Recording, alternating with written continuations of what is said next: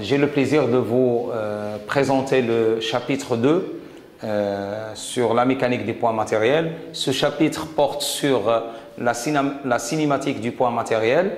Donc c'est tout simplement, on s'intéresse à l'étude des mouvements des particules matérielles, et ce indépendamment des causes qui produisent ce mouvement. Parce que si on tient compte des causes, donc on est dans le chapitre qui concerne la dynamique du point matériel.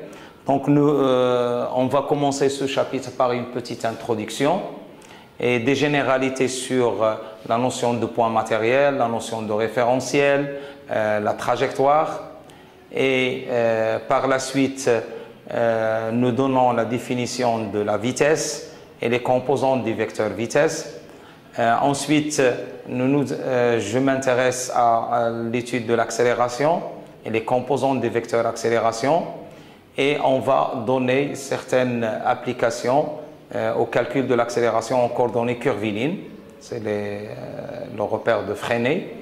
Par la suite, nous passons au changement de référentiel, et c'est la partie la plus importante qui concerne la composition des vitesses, la composition des accélérations. Donc l'accélération se décompose en trois composantes, l'accélération relative, d'entraînement et de Coriolis. Et ce chapitre va être suivi d'une application sur les coordonnées polaires, sur les coordonnées cylindriques, sur les coordonnées sphériques. Et on va calculer avec les deux méthodes, avec un calcul direct de la vitesse, un calcul direct de l'accélération, et par application du changement des référentiels. Voilà. Donc en petite introduction, donc nous pouvons dire que la cinématique du point matériel, c'est l'étude des mouvements des corps indépendamment des causes qui produisent ces mouvements. Cette notion reste relative parce qu'il dépend fortement du repère par rapport auquel elle est définie. Concernant la définition d'un point matériel, donc nous pouvons considérer un point matériel comme étant un objet dont la forme et la dimension sont négligeables lors de l'étude de son mouvement. On ne tient pas compte de sa dimension et de sa forme. Sa dimension, il est considéré nulle, et sa forme, elle est non définie. Seule la position du centre de masse d'un point matériel est à considérer. L'orientation et la rotation ne sont pas prises en considération dans le mouvement du point matériel. Et à chaque instant, ce point matériel, il est défini par des coordonnées, que ce soit x, y, z en coordonnées cartésiennes, ρ, φ et z en coordonnées cylindriques, ou bien r, θ et φ en coordonnées sphériques.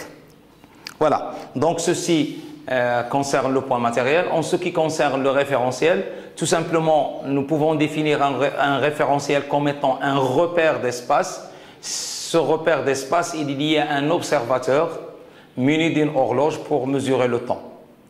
À noter que en mécanique classique, les vitesses des objets qu'on va étudier, ou bien qu'on s'intéresse à étudier, les vitesses restent très négligeables devant la vitesse de la lumière, et le temps reste indépendant des référentiels d'observation, car le temps, il est universel, c'est une constante universelle. En ce qui concerne la trajectoire, donc un point M, souvent lorsqu'il se déplace, il décrit une trajectoire, et cette trajectoire, c'est tout simplement l'ensemble des positions occupées par le point matériel au cours de son mouvement. La position du point matériel sur sa trajectoire, elle est repérée par un vecteur accélération. Bon, maintenant, après cette petite introduction, donc on va directement entrer dans le vif sujet. Donc on s'intéresse à l'étude de la vitesse. Vitesse d'un point M. D'un point M. Donc on considère un point M, soit M, un point matériel de masse petit m, qui se déplace dans un référentiel se déplaçant dans un référentiel R,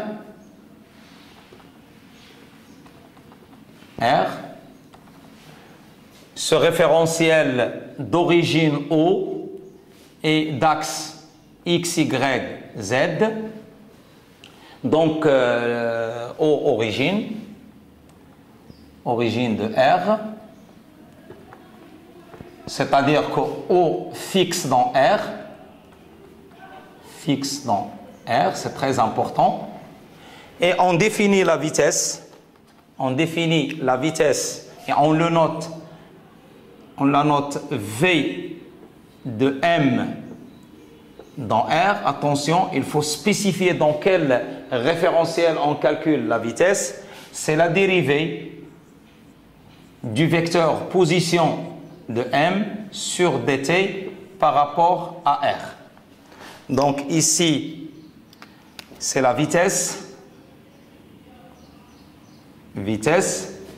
le point matériel, le référentiel et on trouve ici la dérivée, c'est la dérivée du vecteur position, dérivée du vecteur position de M. Par la même occasion, on définit aussi l'accélération. On définit l'accélération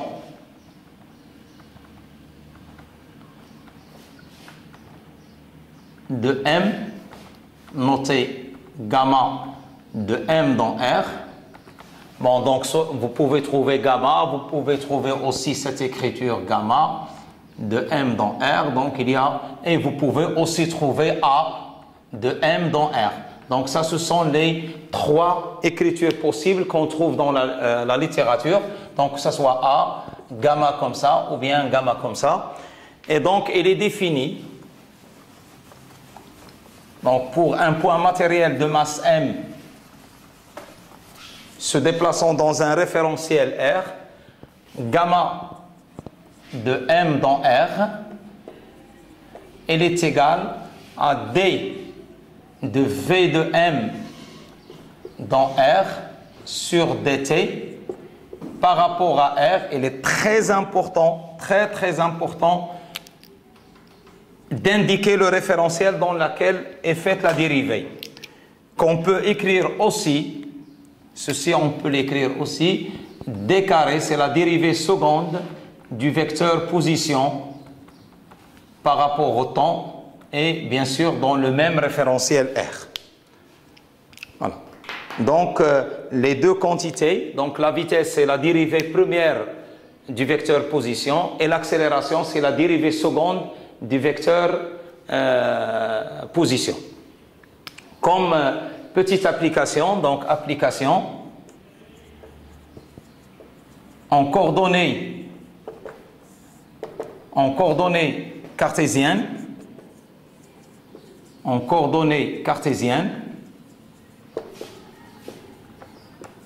le point M, la position du point M est repérée par OM est égal à, donc ici un référentiel, donc on a X, Y, Z, auquel est attachée la base I, J et K.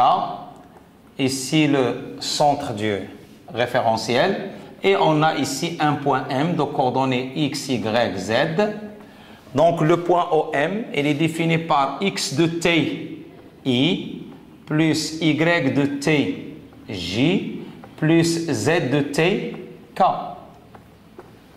Et donc la dérivée, donc V de M dans R, elle est égale à d de x de t sur dt i plus normalement x de t di sur dt par rapport à R plus y de t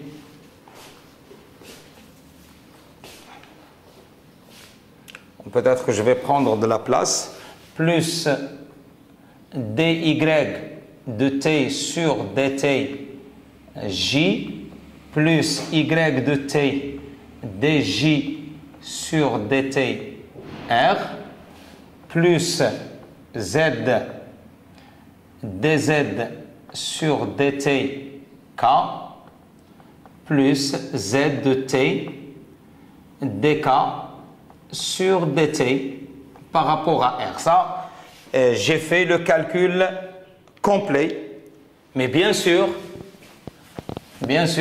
la dérivée des vecteurs de la base du référentiel R, donc lorsque je dérive ces vecteurs de R dans R, donc leur dérivée, elle est nulle. Avec, bien sûr, avec di sur dt par rapport à R est égal à dj sur dt par rapport à R est égal à dk sur dt par rapport à R est égal à 0, car ijk base de R.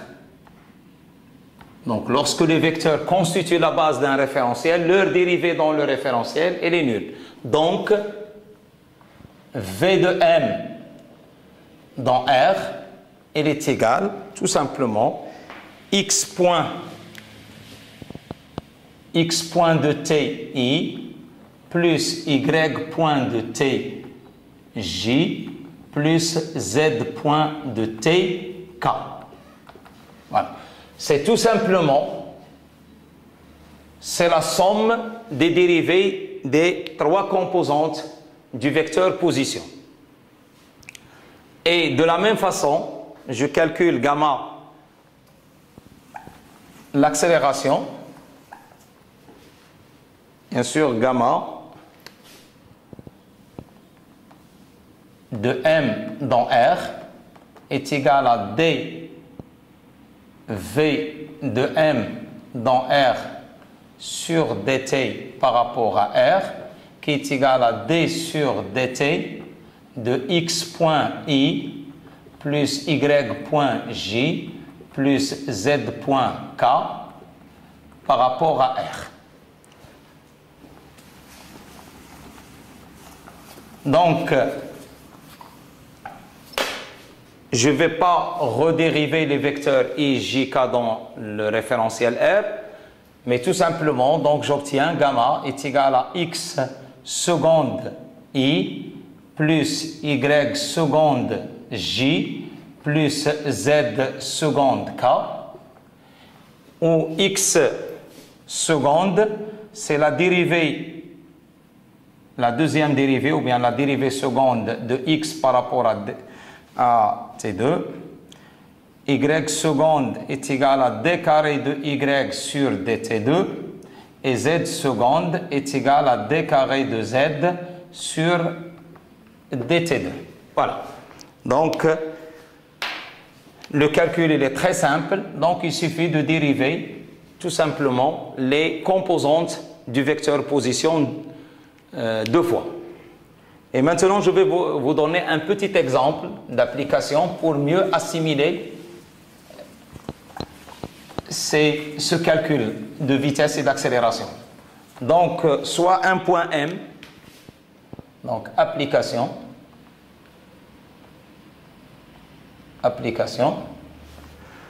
donc on considère un point M, soit M de masse petit m, qui se déplace, soit M, un point matériel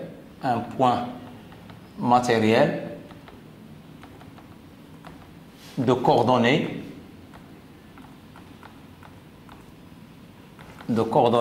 x de t est égal à t au carré moins 1, y de t est égal à 3t, et z de t est égal à exponentielle de t.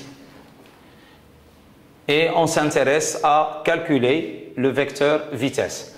Donc, v de m dans R, toujours il faut spécifier dans quel référentiel, est égal, on avait dit c'est x point i plus y point j plus z point k, qui est égal, donc x point c'est 2t, 2ti, plus, je dérive y point, donc y c'est 3t, donc y point c'est 3j, plus, je dérive z de t est égal à e à la exponentielle de t, donc c'est tout simplement la dérivée, c'est exponentielle de t k. Voilà, donc voilà le vecteur vitesse, les coordonnées du vecteur vitesse. Donc comme si on a Vx est égal à 2t, Vy est égal à 3 et Vz est égal à exponentielle t. Et ces Vx, Vy, Vz, ce sont les composantes du vecteur vitesse. Donc, composantes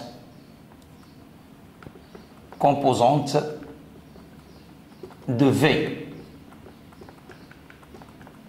du vecteur vitesse. De la même façon, donc, on peut calculer l'accélération. Donc, gamma de m dans R, elle est égale à donc dv de m dans R sur dt par rapport à R, qui est égal, donc c'est 2i, je dérive Vy est égal à une constante par rapport au temps, lorsque je la dérive c'est égal à 0, donc pas de composante suivant j, et plus et k. Donc gamma de m dans R, ce qui implique que la composante gamma x est égale à 2, gamma y est égale à 0 et gamma z est égale à exponentielle de t. Voilà. Et ça, ce sont les composantes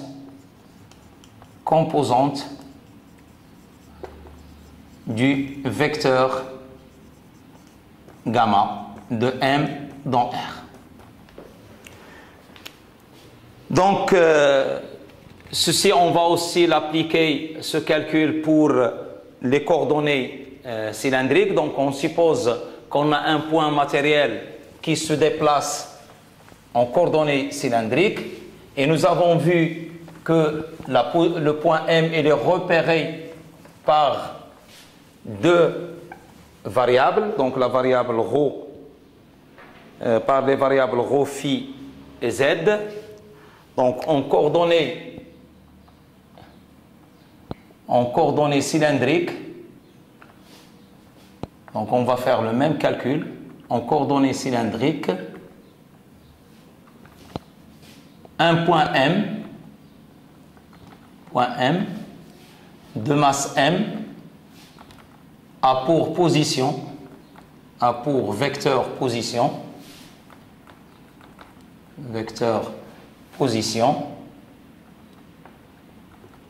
OM est égal à ρ, donc ρ plus ZK. Donc lorsqu'on avait défini les coordonnées cylindriques, le point M il est repéré dans ce système de coordonnées par ρ et ZK. Donc la vitesse V de M dans R, elle est égale à d de OM sur dt par rapport à R, qui est égal à dρ sur dt ρ, plus ρ d de ρ sur dt par rapport à R, et plus dz sur dt k. Donc je ne vais pas redériver le vecteur k. Attention, c'est important, le vecteur euro n'appartient pas à R. Donc, c'est un vecteur mobile dans R. Mobile dans R. Donc, sa dérivée, contrairement à la dérivée de I et de J et de K qui s'annulent dans R, d de euro sur dt est différent de 0. Donc, d de euro sur dt par rapport à R est différent de 0. Ça, c'est très important car euro appartient au référentiel cylindrique. Donc, c'est un référentiel lié aux coordonnées cylindriques. Donc, pour calculer cette dérivée, donc on est amené à définir euro dans la base IJ et trouver cette dérivée. Donc, pour cela, donc on va écrire, on a, d'après le chapitre précédent, donc on a vu la projection dans le plan horizontal qui donne IJ. Donc, on a des relations entre euro et phi en fonction de I et J. Donc, bien sûr, ici, elle est perpendiculaire à K, donc c'est le plan horizontal. Et on a vu que euro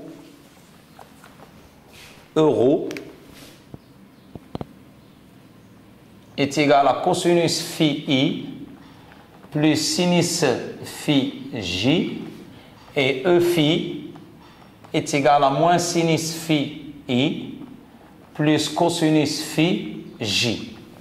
Donc, ce qui implique que d de euro sur dt par rapport à R est égal à d de euro sur d phi. Je vais composer par rapport à la variable phi fois d phi sur dt. Donc, qui est égal à phi point d de euro sur d phi. Et d de euro sur d phi, d'après les expressions qu'on a, bien sûr, attention, toujours, je dérive dans R. Je dérive dans R. Bien sûr, ici, toujours, c'est R. C'est R. Donc, d de euro sur d phi par rapport à R est égal à moins sinus phi I plus cosinus, je dérive le sinus, c'est cosinus phi J. Et c'est identique à E phi. D'où V de M dans R est égal à ρ point euro plus ρ, et je multiplie par phi point, et d de euro sur d phi, c'est E phi, plus z point K.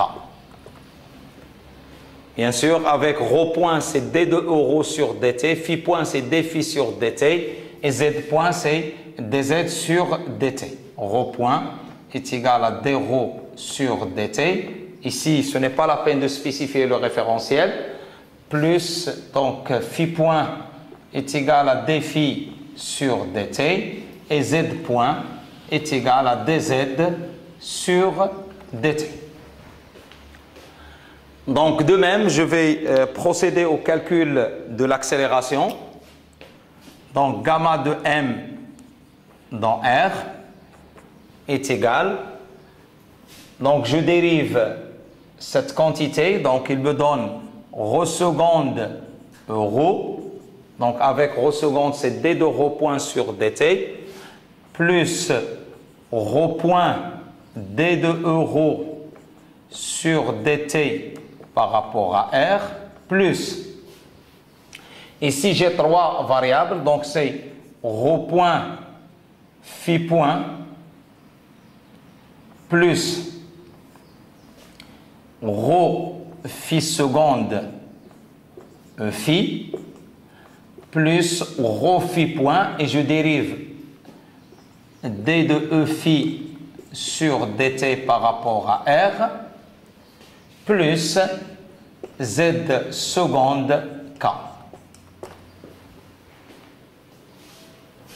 Donc est égal, donc ici j'ai rho point d de euro sur dt, donc je vais retrouver phi point comme tout à l'heure, donc c'est phi point E phi, et donc j'aurai rho seconde, et j'ai ici d de E phi sur dt, donc de la même façon, d de E phi sur dt par rapport à R est égal à moins phi point euro. Donc vous faites la même chose comme on a fait pour d de euro sur dt, et donc d de E phi sur dt par rapport à R, c'est moins phi point euro. Donc j'aurai rho seconde moins rho phi point au carré euro plus rho point phi point, et j'ai ici rho point phi point, donc c'est deux fois,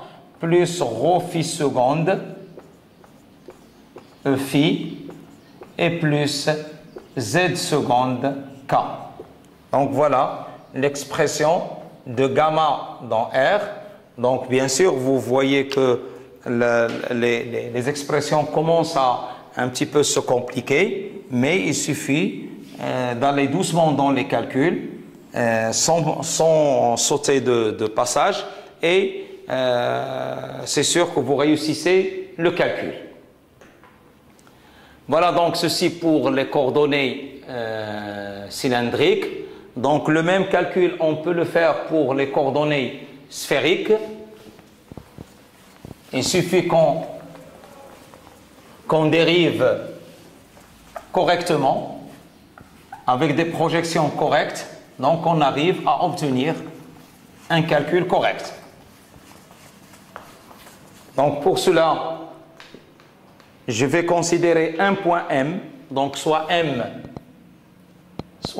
de masse M, un point matériel se déplaçant dans un système de coordonnées,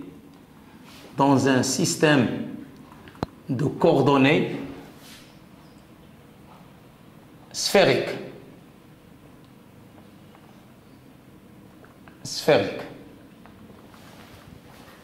On a vu que le vecteur position OM, il est égal à R, ER.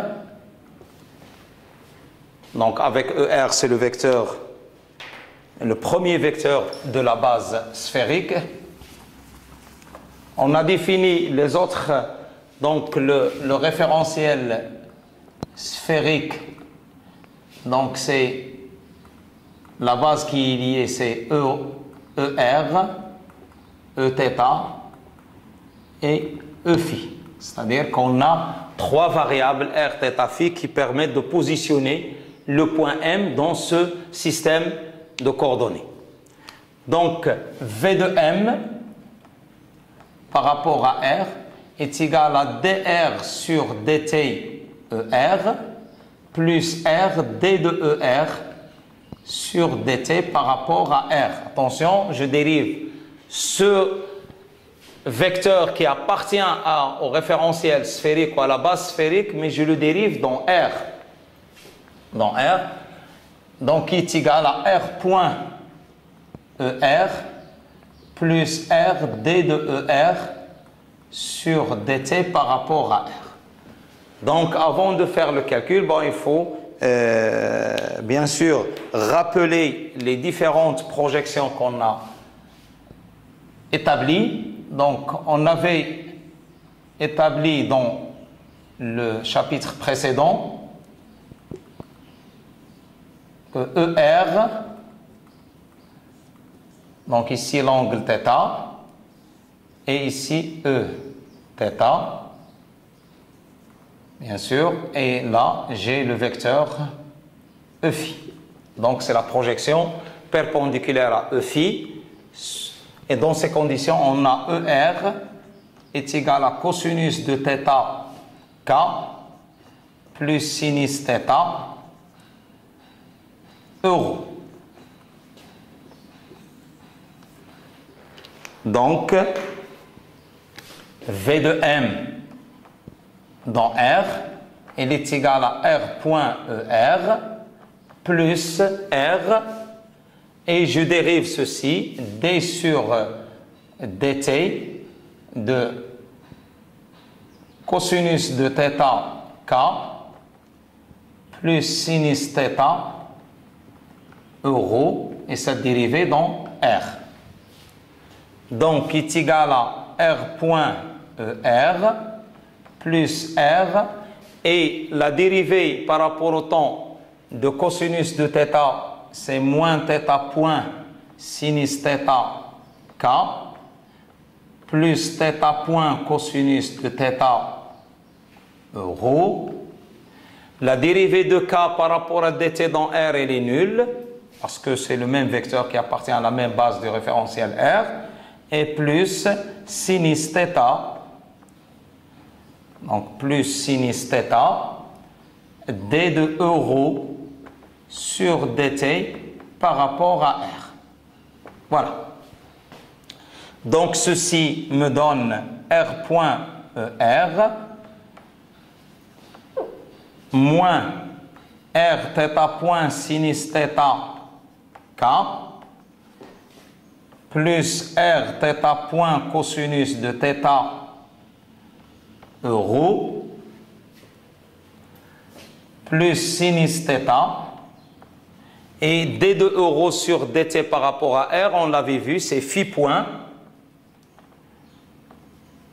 E phi, bien sûr, avec plus R phi point. Or, ceci, ce terme-là, donc moins sinus θ K plus cosinus θ euro, moins sinus, c'est tout simplement, c'est Eθ, parce que Eθ, il est égal à cosinus de θ euro moins sinus θ K. Donc, c'est égal à R point ER plus R θ point Eθ et plus R phi point sinus θ E phi. Voilà l'expression du vecteur vitesse de M en coordonnées sphériques. Donc, de la même façon, on peut calculer le vecteur accélération. C'est vrai qu'il y a un calcul assez lourd, mais il suffit d'aller tout doucement pour le réaliser. Donc, je vais juste donner un aperçu de calcul sans l'entamer complètement. Donc, gamma de M dans R est égal à D de V de M dans R sur dt par rapport à R, qui est égal, donc je dérive ici, donc c'est heure seconde R plus R point θ point Eθ, donc R point θ point plus R θ seconde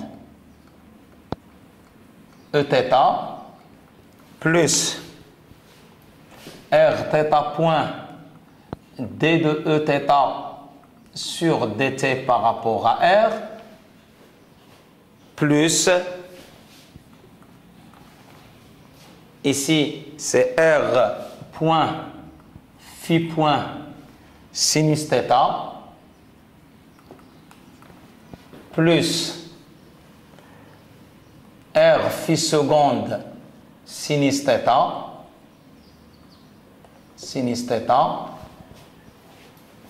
plus R θ point phi point cosinus de θ, et ça c'est E phi plus R phi point sinus θ d de E phi sur dt par rapport à R. Donc, qui est égal, bien sûr, donc je vais juste poser les expressions des différentes dérivées avant de terminer les calculs. Donc, avec bien sûr, d de e θ sur dt. Attention, il me reste un autre terme que j'ai oublié, plus r point d de er sur dt par rapport à r. Voilà. Donc, d de e θ par rapport à r, c'est égal à d sur dt de moins sinus θ k plus cosinus θ rho qui est égal à θ point moins cosinus θ k plus sinus θ rho moins et plus θ point cosinus plus phi point cosinus de θ d de euro c'est e phi. Donc qui est égal, et ceci c'est moins θ point, et là qu'est-ce que je retrouve? Cosinus θ k plus sinus θ, donc c'est euro, c'est ER, donc moins θ point ER plus phi point cosinus de θ e phi. Et d de ER sur dt par rapport à R, donc on avait montré que c'est θ point Eθ plus phi point sinus θ e phi. On avait montré tout à l'heure.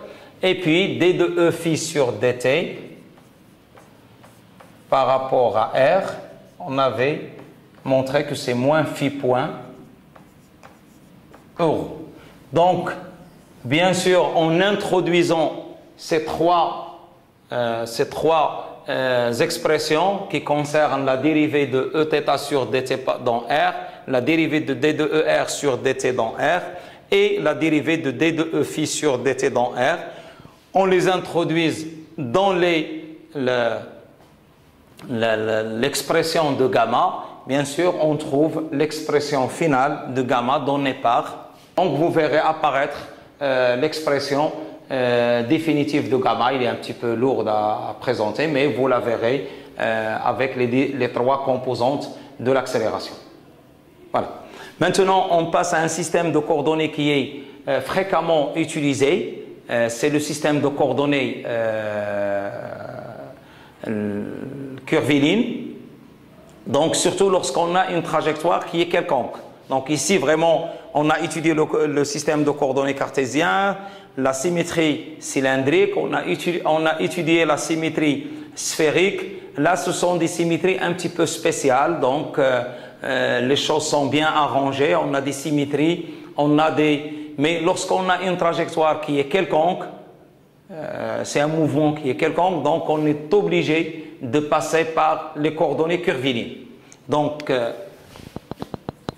coordonnées curvilines, et c'est eux qui définissent la base de Frémy.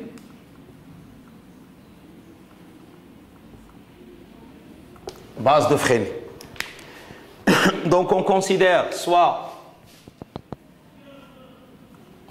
un référentiel R, donc un référentiel R, O, et on considère une trajectoire quelconque,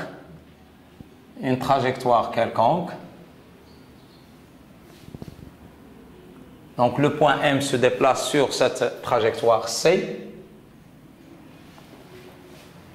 À l'instant T, sa position elle est repérée, donc M à l'instant T, et à un instant ultérieur, donc M à l'instant T, plus delta t. Donc on a le vecteur OM de t et on a OM à l'instant t plus delta t est égal à OM'. Donc ici c'est la position M'. Voilà, donc maintenant on essaie de calculer le vecteur vitesse. Donc V de M, par définition, la vitesse du point M, il est défini comme étant la limite. Donc on l'avait défini. Donc c'est la limite quand delta t tend vers 0 de OM à l'instant t plus dt moins OM à l'instant t sur delta t. Donc c'est la limite quand delta t tend vers 0. Donc il fallait prendre un intervalle de temps le plus petit possible. Donc ici c'est le sens positif de déplacement sur la trajectoire. Et donc le calcul de OM à l'instant t plus delta t moins OM à l'instant t, donc est égal à OM moins OM prime, ou bien OM' moins OM, qui est égal à M', donc est égal à M',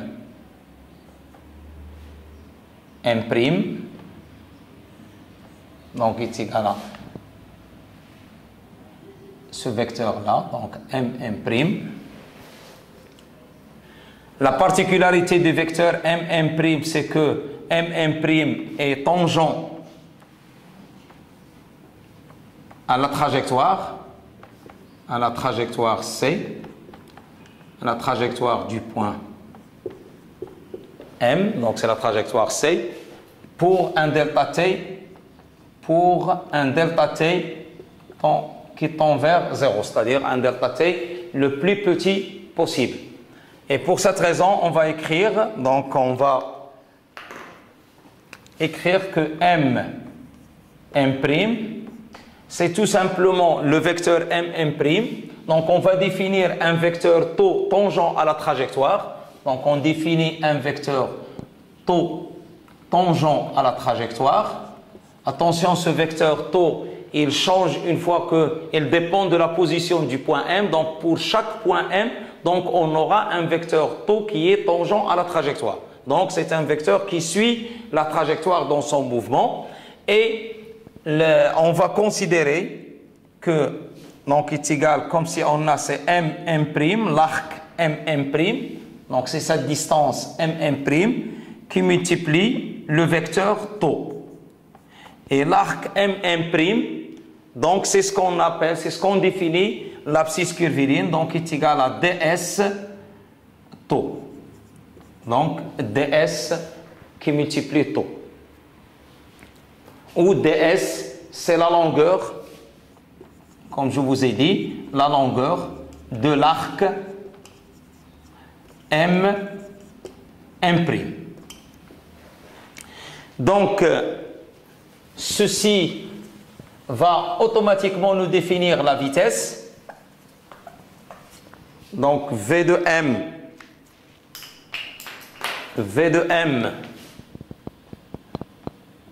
par rapport à R, donc on avait dit que c'est M' sur dt, et je vais remplacer M' par sa valeur, c'est ds sur dt qui multiplie taux. Donc en coordonnées curvilignes, V de M est égal à ds sur dt qui multiplie taux. Avec taux, c'est vecteur tangent à C, quel que soit, donc il suit la trajectoire, il suit le point M dans son mouvement, donc à tout instant, il reste tangent à la trajectoire. Et ceci se justifie par le fait que la vitesse est toujours, la vitesse, c'est un vecteur qui est tangent à la trajectoire. Donc, voilà, en abscisse curviligne, l'expression de la vitesse. En ce qui concerne l'accélération,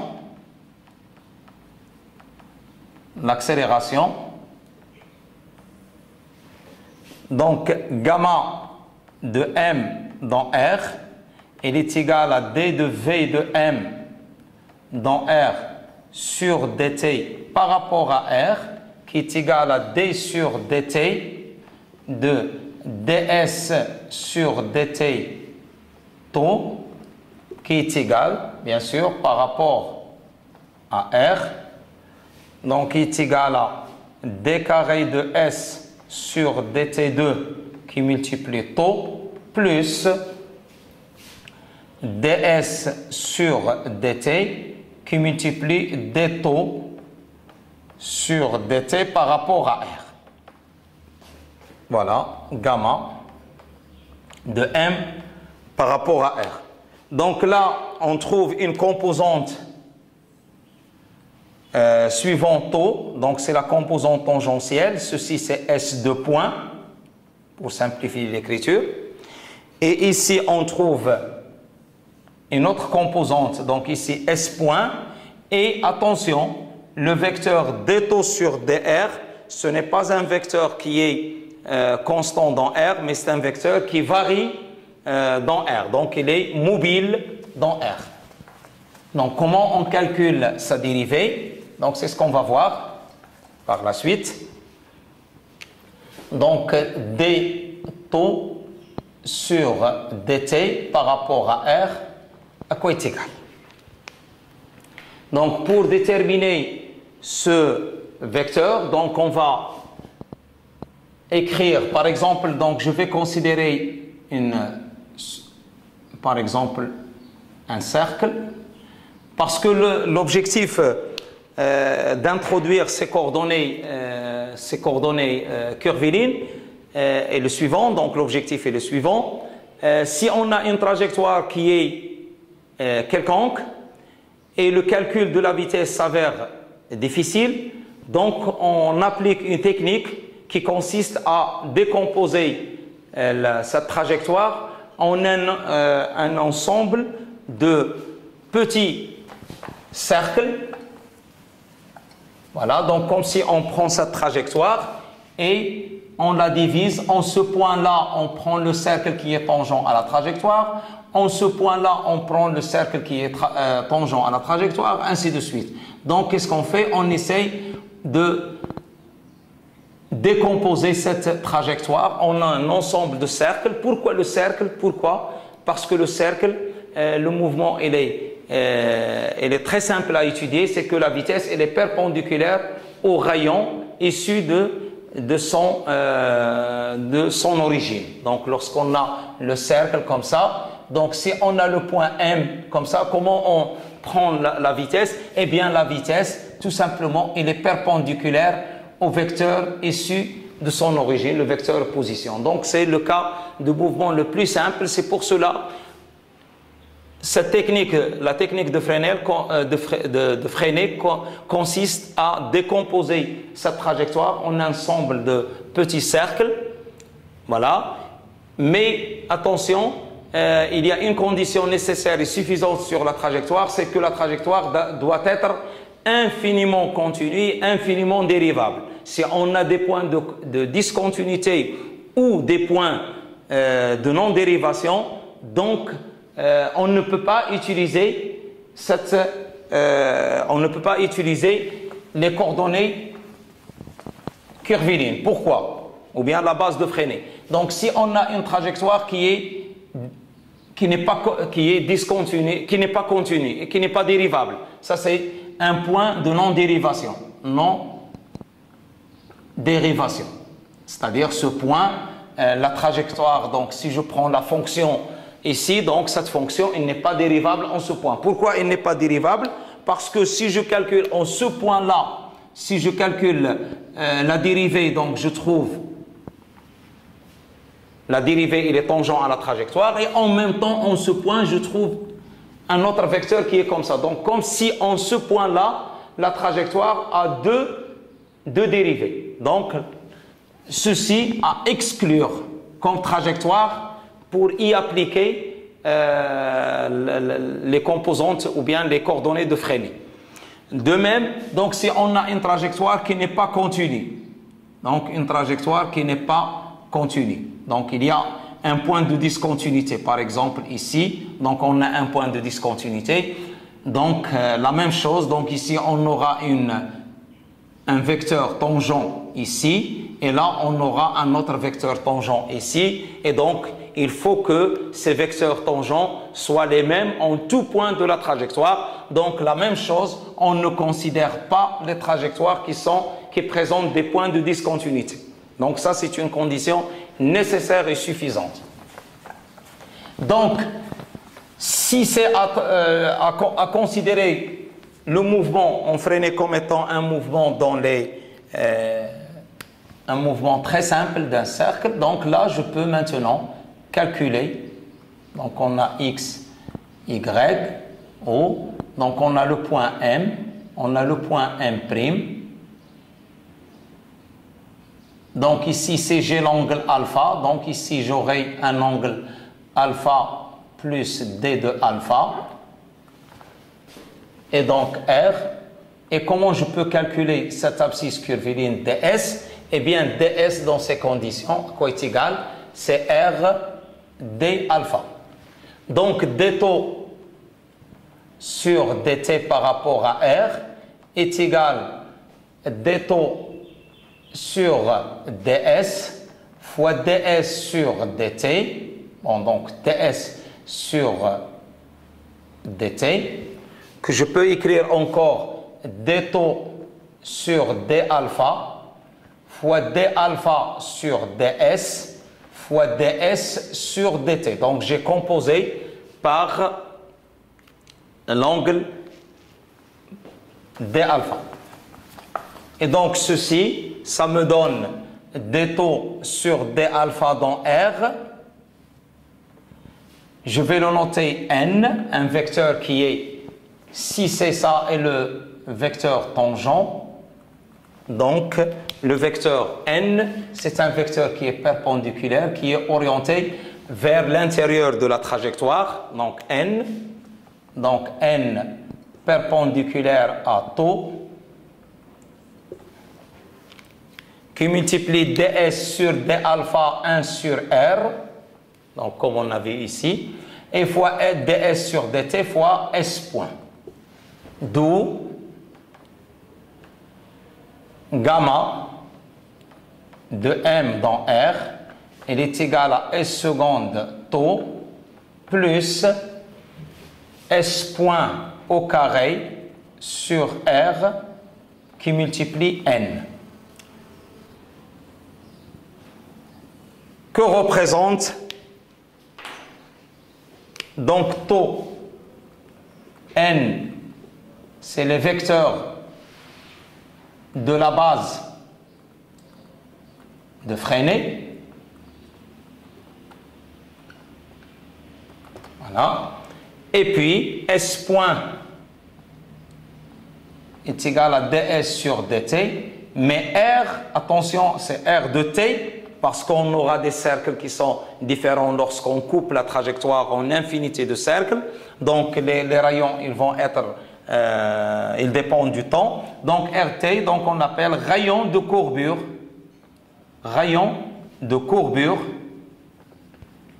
de la trajectoire curviligne. Donc c'est les différents rayons de la trajectoire curviligne. Et pour compléter cette base, parce que pour compléter la base curviligne, pour compléter la base de Freinet,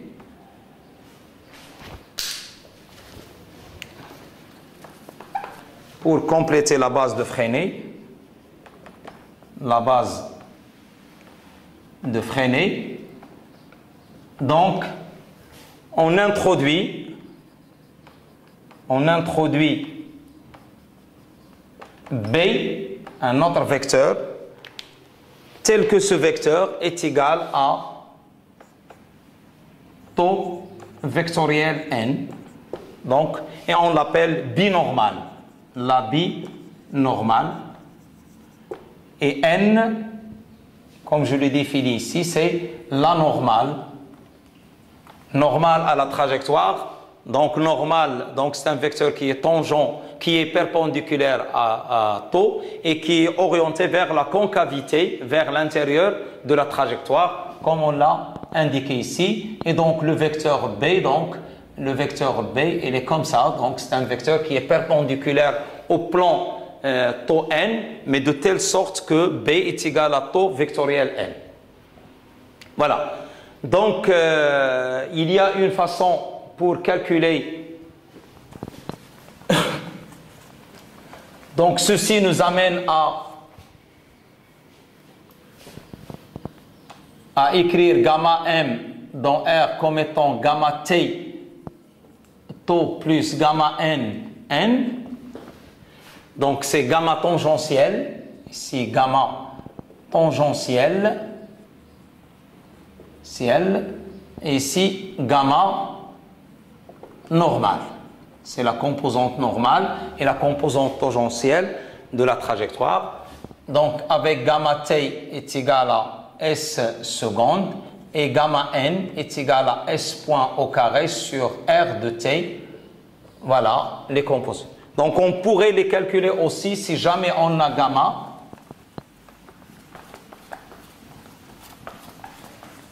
Si on a l'expression gamma, si on a gamma de t, gamma de m de r, donc on peut calculer gamma t comme étant gamma de m par rapport à r scalaire taux, et gamma n est égal à gamma de m dans r scalaire n.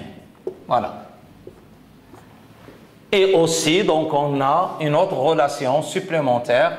Gamma au carré est égal à gamma t au carré plus gamma n au carré. Donc, c'est une relation qui est qu'on peut jouer avec elle pour retrouver les différentes composantes de gamma, que ce soit gamma normale, gamma tangentielle ou gamma entier. Donc, pour cela, je considère un point M qui a pour coordonnées x de t est égal à t à la puissance 3 moins 2t et y de t est égal à 2t au carré plus 1. Un point M qui se déplace sur une trajectoire ayant ces coordonnées. Donc, dans ces conditions, pour calculer le vecteur taux, donc, on veut calculer taux, le vecteur tangent, on veut calculer n et on souhaite calculer gamma t et gamma n. Voilà, à partir de ceci, on peut faire le calcul. Donc déjà, pour calculer taux, donc qu'est-ce qu'on va faire?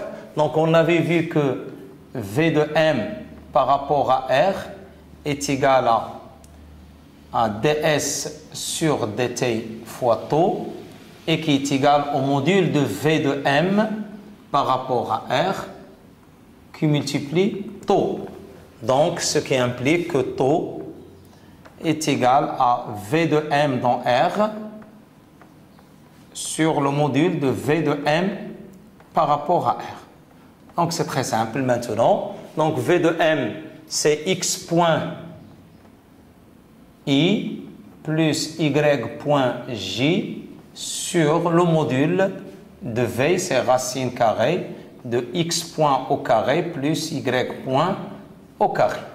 Donc ce qui implique que le vecteur taux dans ces conditions, elle est égale à 3t au carré moins 2 i plus 4t j là, sur racine carrée de 3t au carré moins 2 au carré plus 4t au carré.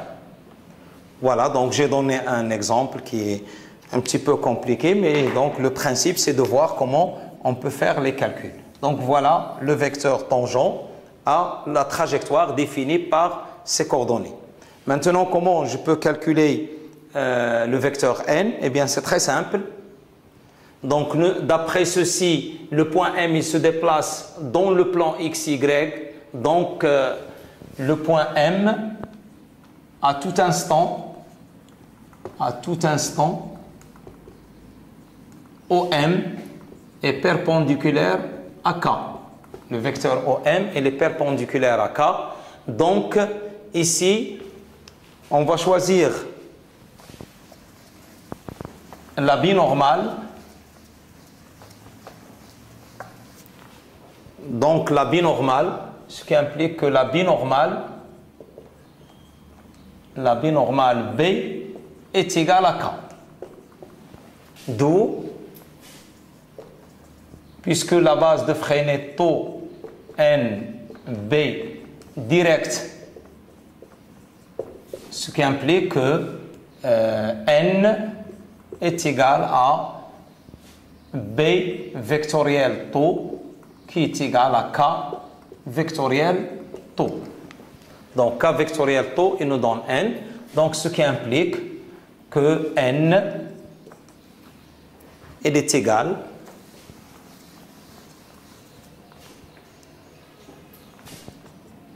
à 1 sur racine. Donc je ne vais pas écrire cette expression. Donc 1 sur racine qui multiplie.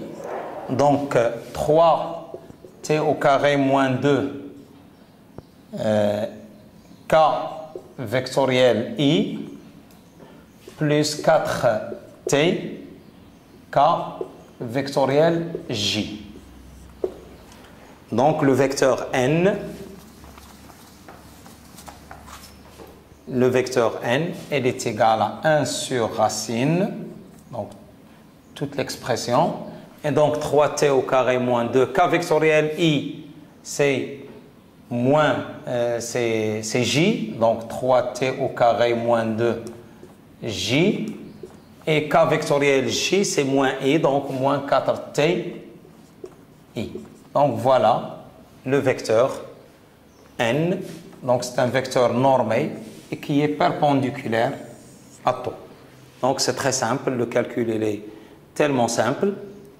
Et pour calculer gamma de t et gamma n, on a deux façons. Soit qu'on détermine gamma t est égal à d carré de s sur dt2, ou bien, avec s dans ces conditions, ds sur dt donc, est égal à v, avec ds sur dt est égal à module de V de M dans R, ou bien, lorsque les expressions sont un petit peu compliquées à dériver, il vaut mieux passer par les vecteurs. Donc, c'est-à-dire, on calcule gamma t est égal à gamma de M par rapport à R scalaire taux. Donc, je vais faire uniquement ce calcul pour déterminer gamma t. Donc, gamma de t, comment je peux la calculer? Donc, je cherche gamma. Donc, ceci me donne que gamma de M par rapport à R directement, c'est ceci dérivé deux fois. Donc, c'est 3t au carré moins 2. Donc, je dérive. Donc, 6. Donc, c'est 6t i et 4t, donc plus 4 j. Plus 4j. D'où gamma t est égal à gamma de M par rapport à R scalaire taux qui est égal à 6t et on a I scalaire avec taux. Bon, il vaut mieux rappeler l'expression de taux. Bien sûr, avec taux, donc est égal à 3t au carré moins 2 i plus 4tj sur racine carrée de 3t au carré moins 2 au carré plus 4t au carré. Donc, j'obtiens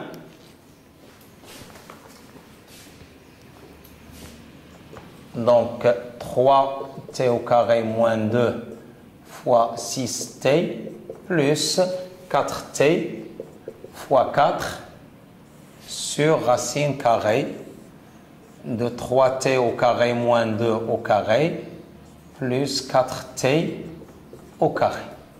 Voilà. C'est l'expression de gamma t. La même chose pour déterminer gamma n. Eh bien, gamma n est égal à gamma de m par rapport à r, scalaire n, donc est égal, donc la même chose. Donc ici, on a toujours la même 3t au carré moins 2 au carré plus 4t au carré. Et on a n ici est égal à 3t au carré moins 2j moins 4t i sur racine carrée de ceci. Donc j'obtiens 4 fois gamma, donc c'est 6t, donc moins fois 4t, fois 4 fois 4t, bien sûr, fois 4t, plus 3t au carré moins 2 fois 6t. Voilà. Donc voilà gamma n. Donc c'est très simple. Dans ces conditions, il vaut mieux passer par les expressions vectorielles et projeter suivant tau pour avoir gamma t, projeter suivant n pour avoir gamma n.